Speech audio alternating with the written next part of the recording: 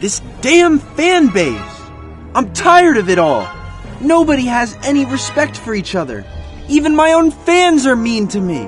And what do I get in return? An unfinished game, a great first half of a movie by abused animators, fan service slop, subpar movies, bad TV shows. I've had it! I'm probably Spider-Man no more. I have to strike fear into the hearts of Spider-Man fans everywhere. From now on, I am vengeance. I am the Knight. I am probably Batman! Many times I have tried to sit down and explain what makes Batman so awesome.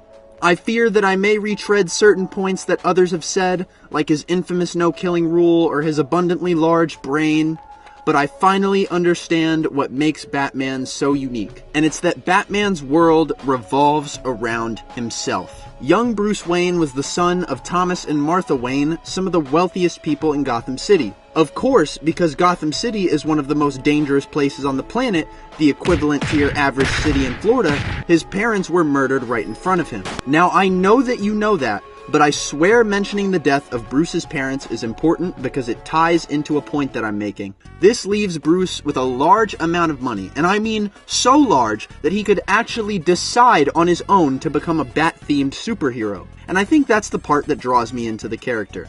Bruce Wayne is a man with endless wealth, therefore endless power to pump into whatever he wants. And pretty much every single goddamn time, that thing is Batman. Batman can do anything. He's got a bat car, a bat belt, a bat suit, a bat copter, a bat plane, a bat cave. What the fuck? Spider-Man only has like 3 of these things, and one of them he crashed into the Hudson. That's not all either. Batman's not stuck sharing one city with a bunch of other super schmucks. Gotham City belongs to the Batman.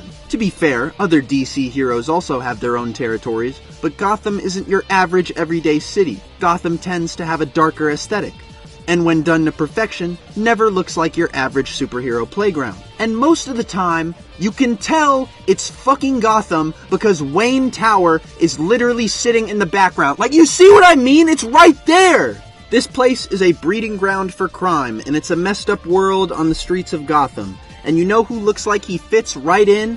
Batman. This is Batman's world. This is Batman's place. This city is Batman's. No other superhero can claim their city as much as the Batman can, and that's part of the appeal for me. Even Batman's villains practice reflecting Batman's traits back onto him. The Joker questions Batman's sanity, because Batman obviously has some issues.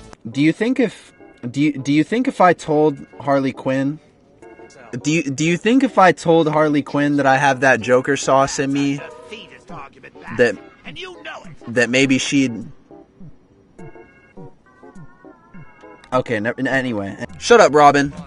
I'm trying to spit game. Harley. You know, all the other Jokers are dead and stuff.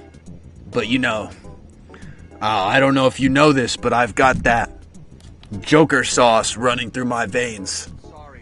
And I was wondering if you'd want to help me take off my bat suit sometime.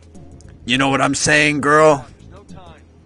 I got that Joker in me that you're looking for. I could be the man that you want. I could fix you. Anyway, Scarecrow mimics the fear Batman instills into the criminals of Gotham. The Riddler parodies Batman's seemingly limitless knowledge. Bane, of course, serves as Batman's mirror for strength. Harley Quinn nowadays embodies Batman's belief in rehabilitation. And honestly, she's one of my favorite characters in the Batman mythos because of that. She's got a cool design a lot of the time, too. In fact, everyone in Batman's world looks awesome. Batman is one of the most recognizable superheroes of all time. You can turn him into a silhouette, and he is still very clearly Batman. You can't say that about a lot of other characters. Here's Spider-Man, Invincible, Superman. That's fucking Batman. Clear as day. But I know what you guys really want me to cover. You want me to talk about the Batsuit. Fine. I'll warm up by going over some of the movie Batman looks. Alright. Normally I would like this kind of costume for a character like Spider-Man, but you gotta remember that Spidey's costume has the advantage of being a full-body stocking. It also has a slightly detailed design, which contrasts Batman's mostly blank costume. So when Spider-Man's logo is a little low on the chest, it doesn't matter too much because it's backed up with the web pattern. When Batman's logo is low on the chest, it's incredibly distracting. He looks extra silly here. And I don't like that at all. Every other superhero should never fear looking a little goofy, but Batman should absolutely shit his pants at the thought of looking stupid. Batman needs to look cool to work, and that's half the appeal to me. Batman is never made out to be a bitch, and even when he is, he still holds his cold and ominous demeanor. I feel like this unshakable persona of his is why people love Batman so much over other characters. Batman's cool persona commands a respect from the viewer, and maybe even the writer who acknowledges how cool Batman is by making him look even cooler. Even Lego Batman, the movie that endlessly makes fun of Batman's entire world, gives you an incredibly long build-up to showing Batman because he's that fucking cool. If you don't believe me, please just watch the first 10 minutes of Lego Batman, or however long the opening act of that movie is. It's fucking insane. The point is, people respect Batman because he's cool as fuck, not because he looks like some damn super goober. Anyway, the Michael Keaton Batsuit is pretty sick. I don't mind the missing gray sections on the Batsuit, and it can work toned down to just black. Although I gotta say the utility belt looks really useless. I'll take bulky and pouchy over sleek and slim any day. Batman's not gonna be able to pull bat shit out of this baby ass thing. And then there are the Val Kilmer suits and the various other nipple suits. I don't care about these. And I don't like the Christian Bale suit either. The first one is just okay, but the second one is fucking atrocious. I hate how skinny the second one makes him look, and the armor is densely packed with many small, curved sections of padding. I don't like that. It's flooded. It makes him look stupid. But Ben Affleck's Batsuit looks fucking awesome by comparison. Specifically the one he wore during the beginning of Batman v Superman. This suit is only one feature away from being completely accurate to comic book Batman, and it's just the shorts. I actually don't mind the shorts on Batman, despite what I said earlier about Batman being silly. Batman has two modes. There's I'm making criminals pee Batman, and then there's friendly neighborhood Batman. The shorts don't really stick out until you're actually able to take a second to really look at Batman. Unless you're staring at his bat cock. Anyway, this is the only Ben Affleck Batsuit I care for. The rest look like shit, and I didn't even finish the movie where the suit I like actually shows up. The shit is boring as hell, but the Batman movie was not.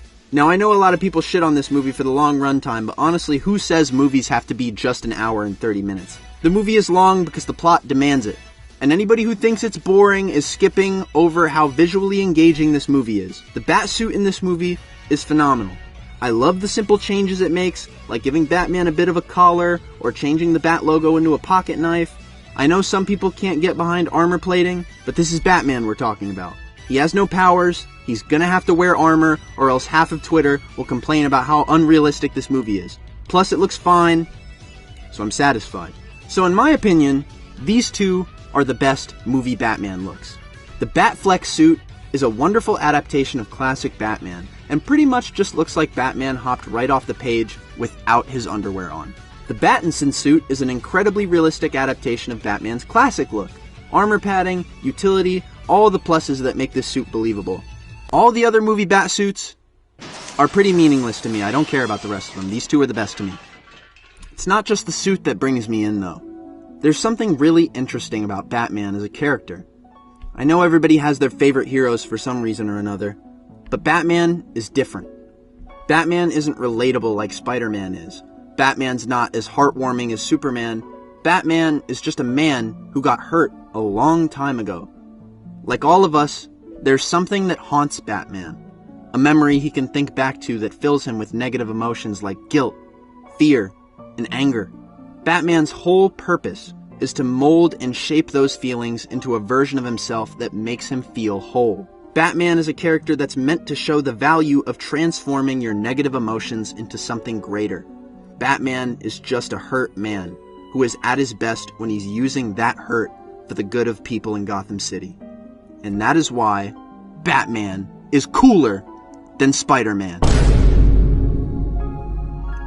Wait a minute, he peed himself once? Are you serious? He peed himself? Fuck him. Fuck Batman, dude. Batman sucks. Oh my god. I'll never think of him the same way after this.